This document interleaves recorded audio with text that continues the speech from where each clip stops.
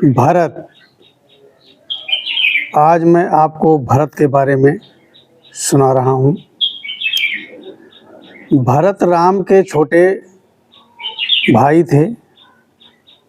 वे राम से बहुत प्यार करते थे और उनके प्रशंसक भी थे।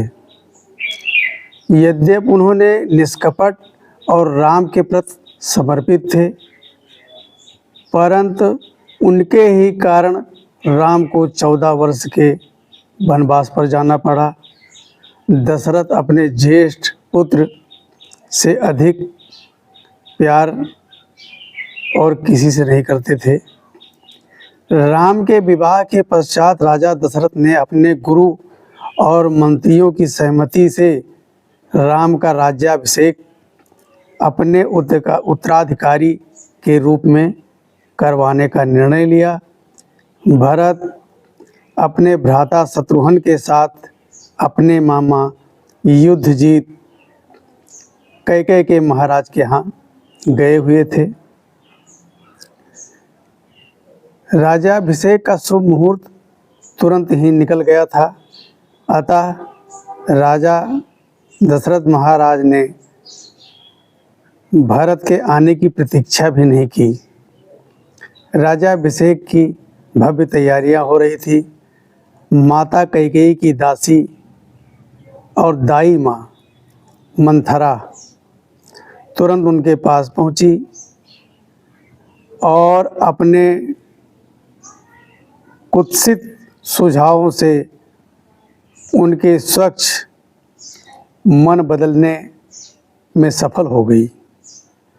अपने पुत्र भरत के पक्ष में राज्याभिषेक कराने का छोटी माता कैकेयी ने निश्चय कर लिया, जिसकी पूरी योजना एवं क्रियान्वयन की जिम्मेदारी दासी मंथरा ने संभाली।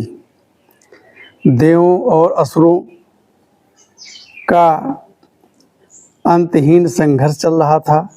एक बार देवों ने अपने दुश्मनों पर युद्ध क्षेत्र में विजय प्राप्त करने के लिए महाराजा दशरथ से सहयोग मांगा था। तब रानी कैकेयी भी राजा दशरथ के साथ थी और युद्धरत महाराज के रथ का संचालन कर रही थी।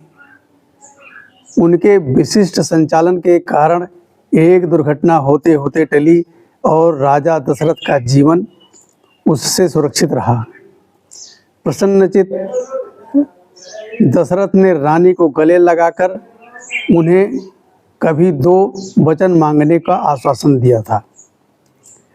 मंथरा ने कैकेयी से कहा कि ये समय है उन वचनों का पूरा करवाने का। पहले वचन में भरत को उत्तराधिकारी राज्याभिषेक और दूसरे वचन में राम को 14 वर्ष का वनवास भेजे जाने की कैकेयी ने मांग की। इन 2 लक्ष्यों को प्राप्त करने के लिए मंथरा ने कैकेयी को एक नाटक द्वारा जिद करके मांगने के लिए विस्तार से तैयार किया, जिसे रानी ने दक्षतापूर्वक निभाया। अप्रत्याशित घटनाओं के क्रम में राजा दशरथ को हृदय आघात हुआ और उनकी मृत्यु हो गई। भरत को तुरंत बुलावा भेजा गया। कैकेयी ने सोचा कि उसका बेटा सारी घटनाओं को सुनकर प्रसन्न होगा, लेकिन भरत अपनी मां पर बरस पड़े और उन्हें बुरी तरह से धिक्कारा और स्वयं को अपने पति की हत्या का जिम्मेदार ठहराया। उन्होंने स्वयं को भी अपशब्दों से धिक्कारा और कहा कि उन्होंने ऐसी माता की कोख में जन्म क्यों लिया। अपने पिताजी का अंतिम संस्कार और अन्य क्रियाओं से निवृत्त होकर वह अपने भ्राता शत्रुघ्न और प्रमुख दरबारियों के साथ श्री राम, सीता और लक्ष्मण से मिलने जंगल में गए, जहां वो ठहरे हुए थे। ये एक पुनर्मिलन के अत्यंत भावुक क्षण थे।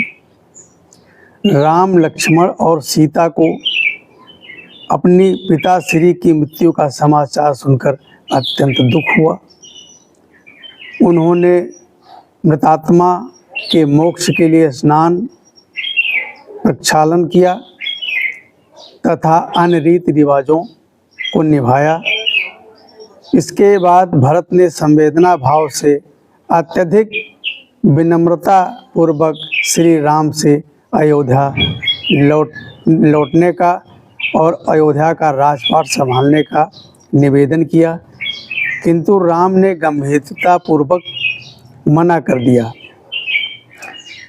भरत ने तब निश्चय किया कि वह भी उनके साथ जंगलों में ही रहेंगे। इसके लिए परस्पर अनेक तर्कों का आदान प्रदान भी हुआ। राम ने भरत को दोनों की परस्पर जिम्मेदारियों का एहसास कराया कि आदर्श पुत्रों की भांति हम दोनों को अपने पिताश्री के आदेश का आदर करना चाहिए। उनका राज्य असुरक्षित परिस्थितियों से नहीं गुजरना चाहिए। अंत में अनमने मन से भरत ने वापस लौटना स्वीकार कर लिया, परंतु इसके लिए उन्होंने कुछ शर्तें रखी। पहली शर्त, वह अयोध्या नहीं लौटेंगे, नंदीग्राम में ही राम के प्रतिनिधि रूप में राजकाज का संचालन करेंगे और किसी प्रकार के राजसी ठाट बाट को नहीं अपनाएंगे। दूसरी शर्त, वह राज सिंहासन पर नहीं बैठेंगे और केवल सूखे पत्तों की सेज जमीन पर लगाकर उस पर ही सोएंगे। तीसरी शर्त, राज सिंहासन पर केवल श्री राम की चरण पादुकाओं को रखा जाएगा और वह उसकी रोज अर्चना करेंगे।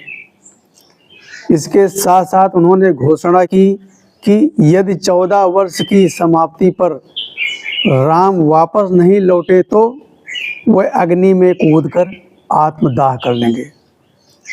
राम को ये सभी शर्तें व घोषणाओं को स्वीकार करना पड़ा। भरत श्री राम की चरण पादुका लेकर नंदीग्राम लौटे और सफलतापूर्वक समृद्धशाली राष्ट्र का शासन संचालन किया। 14 वर्ष बीत गए, किंतु राम, सीता व लक्ष्मण नहीं लौटे। भरत विचलित होकर सोचने लगे कि उनके ज्येष्ठ भ्राता ने वचन का पालन नहीं किया। अंततः उन्होंने अपने प्राणांत का निर्णय लिया। बीते वर्षों में उन्होंने शांत भाव से अलगाव के दुष्कर झंझावातों में रहते हुए जीवन व्यतीत किया था। एक अग्नि चिता बनाकर उसे धौकनी से प्रज्वलित किया गया और उसके चक्कर लगाकर बस कूदने ही वाले थे। अचानक एक प्रतिध्वनि सुनाई पड़ी। उन्होंने चारों ओर देखा कि गगन की दक्षिण दिशा से एक उड़न वस्तु नीचे की ओर उतर रही है।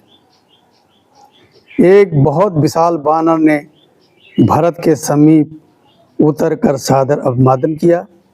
हनुमान ने अपना परिचय दिया और घटनाओं का सारा वृत्तांत सुनाया। उन्होंने बताया कि श्री राम व अन्य सभी पुष्पक विमान से पहुंच रहे हैं। भरत व शत्रुघ्न अप्रत्याशित रूप से प्रसन्न थे। थोड़ी देर में श्री राम सबके साथ पुष्पक विमान से पहुँचे। सबका पुनर्मिलन देखते ही बनता था। उन्होंने एक दूसरे को गले लगाया। अपने गुरु की आज्ञानुसार भरत और मंत्रियों ने राम के राज्यारोहण की पट्टाभिषेक परंपरा की व्यवस्था की। चारों ओर का वातावरण प्रकाशमान था। मिठाइयाँ बांटी जा रही थी। सभी उल्लास में मग्न थे। ये पवित्र दिन आज भी हम सभी लोग दीपावली के रूप में मनाते हैं। दोस्तों, ये भरत की कहानी आपको कैसी लगी? अच्छा लगा हो तो हमारा YouTube चैनल मेरा संसार को लाइक करें, सब्सक्राइब करें और अपने दोस्तों को शेयर करें। जय श्री राम।